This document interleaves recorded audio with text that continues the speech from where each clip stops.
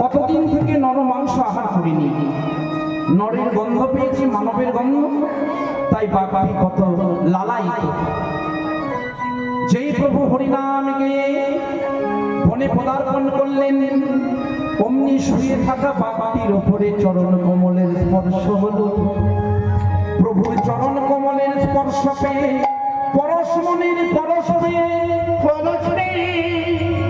বাঘের হৃদয় কোমল হয়ে গেল। কোমল হয়ে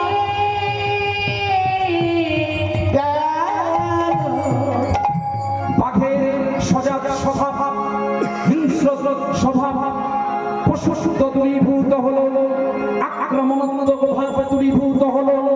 সেই ভাবটির হৃদয় প্রেমে পরিণত হলো। বাঘটি এবার দুটি পদ উঁচু করে মহাপ্রভুর শ্বাসে যেন হরি বল হরি বল হরি বল বলতে লাগলো।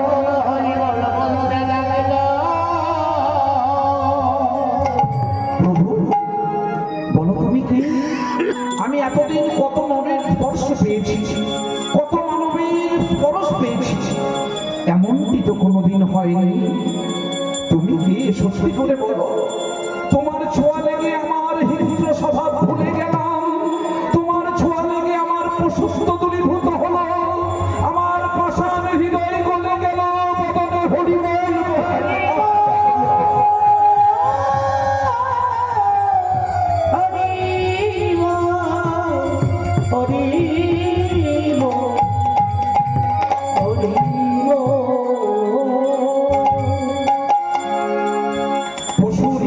পশুরাই বোঝে। সেই বাঘটি অন্যান্য পশুদের ডাকছে, ওরে তোরা কে কোথায় আছিস, ছুটে আয় ছুটে আয়, আর দূরে থাকিস না, তোরা ছুটে আয় ছুটে আয় ছুটে আয়। কেন জানিস? আজ বন মাঝে ভগবান এলো, বলি আমাদের পশুজন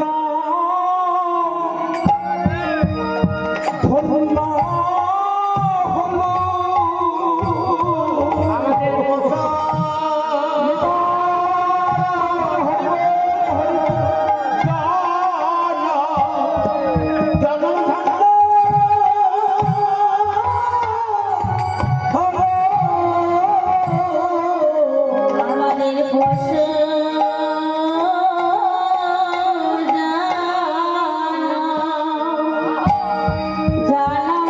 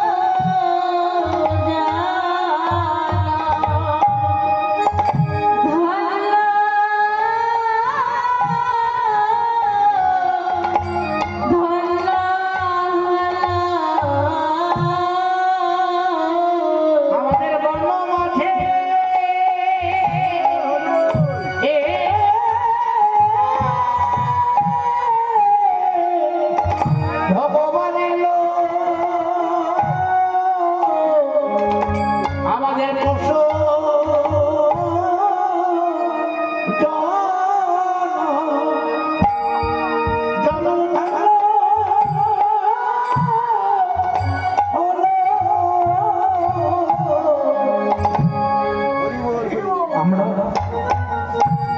পশু সকল মনে মনে ভাবছি, এই জন্য আমি আমাদের বলবো আর শক্তি দাওনি প্রভু।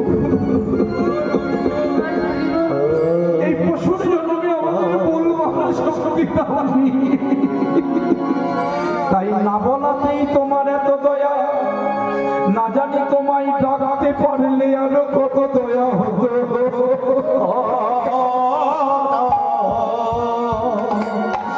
কিন্তু প্রভু মা, পশু বলে তোমার যখন এত দয়া হয়েছে, পশু বলে আমাদের প্রতি করুণা হয়েছে, তোমার চরণে আমাদের নিবেদন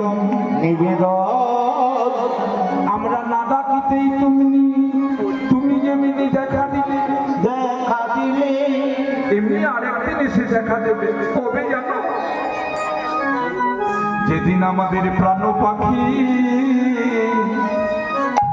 উড়ে যাবে, যেদিন আমাদের প্রাণ পাখি উড়ে যাবে, যেদিন খাঁচার পাখি